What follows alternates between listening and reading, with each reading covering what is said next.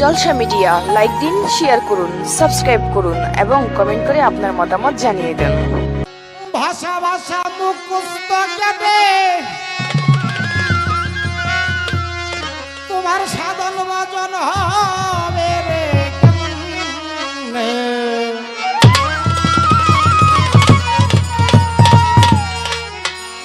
এই দরাই বস্তু নিষ্ঠা বাস্তবের দরকার পাগল বাবা গুরু রং দরাটা কঠিন বাবা ওরে সাধন ভজন কঠিন ব্যাপার পাগল বাবা কাশেম চান্দি তোর নীলাটা কঠিন বাবা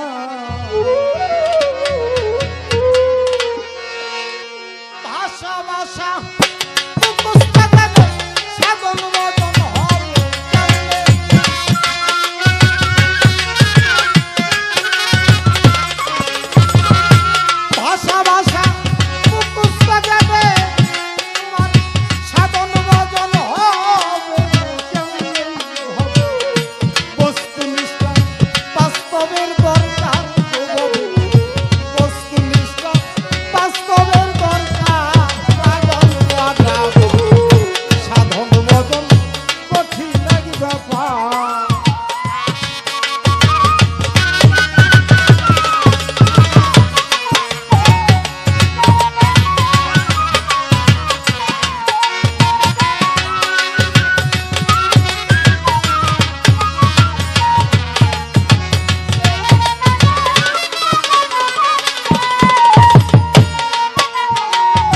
দড়াই সত্য সাধন করবি যদি কালো সার চরণ বজনির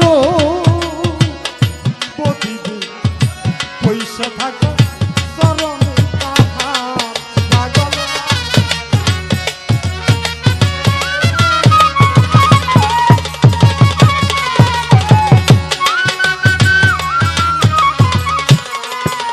ওরে ভাবে সত্য সাধন করবি যদি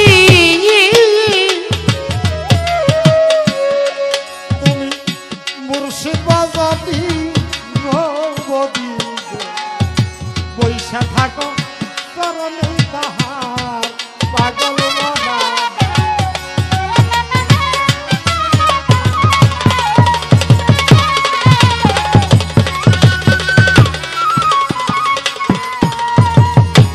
ওরে তোমার গুরু রহমতে তার খুলবে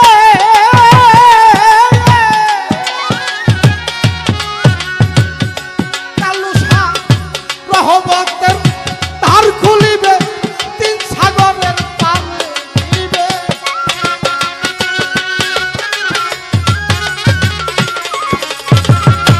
রহমতের তার খুলিবে তিন সাগরের পারে দিবে শুদ্ধ একটা কুশল করাইবার গুরু শুদ্ধ একটা কুশল করাইবার পাগল বাবা সাধন ভজন কঠিন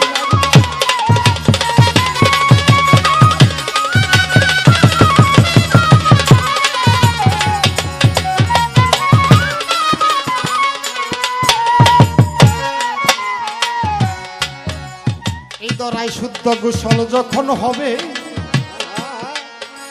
কাশেম চান্দি পাঞ্জাতনের বলবে দিবে পয়সা মধু খাইবা সবা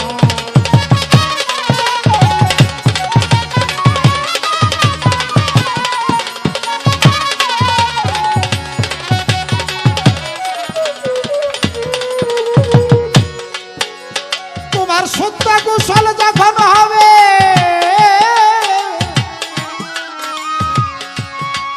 মুর্শিদ পাঞ্জাতনের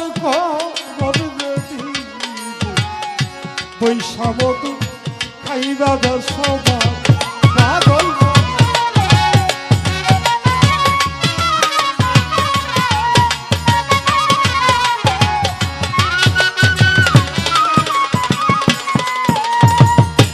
এই ধরায় ওই মধু কিনে বখ ও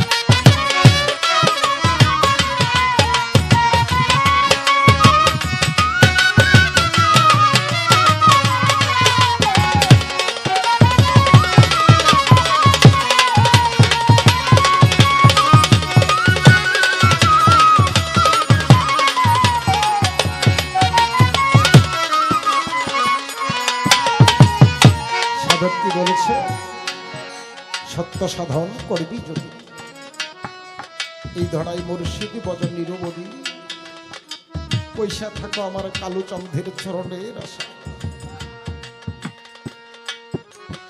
যখন গুরুর সেই সত্য সাধন হয়ে যাবে, তখন আমার দয়াল আপনি তো পাঞ্জাতনের করণ দিবে, পাঞ্জাতনের করণ দিবে বাজার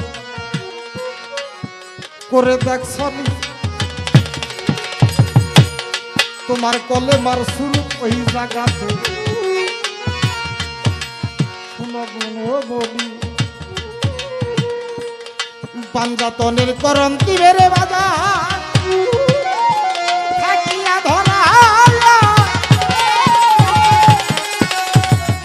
সেই করণ যখন হইয়া যাবে গুরুয়া দূরে থাকে না।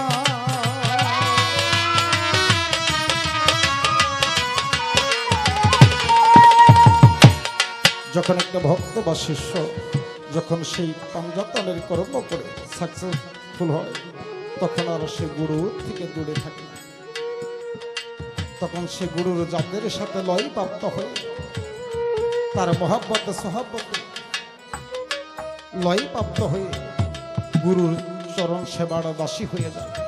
সেই দরদিরা আর কলেমা দেখার বাকি থাকে না। কলেমা বাজা পড়ার বস্তু না, কলেমাকে দেখার বস্তু। যে দেখেছে এই কলেমারে সে কথা বলে না, দুইজন থাকে দুই দেশে রে, তবু হইলে না দেবা।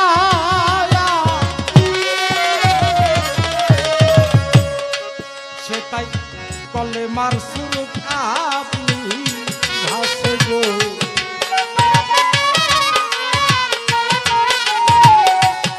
যদি মুর্শিদ রেখে ভালো বাসে গো, কলমার শুরু আপনি ভাসে গো।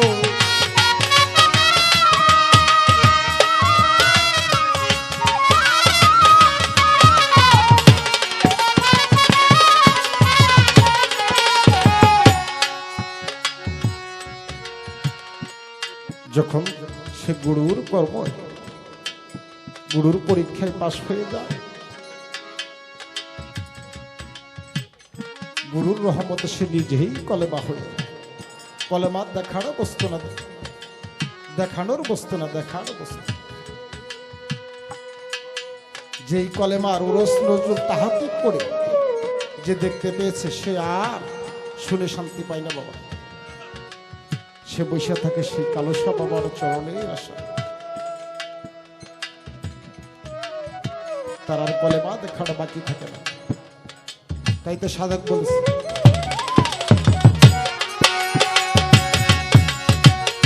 পীরের কাছে মন্ত্র নিয়া কবি নিগুম জাগাইব, পয়সা থাকো চরণের আশা পাগল বাবা।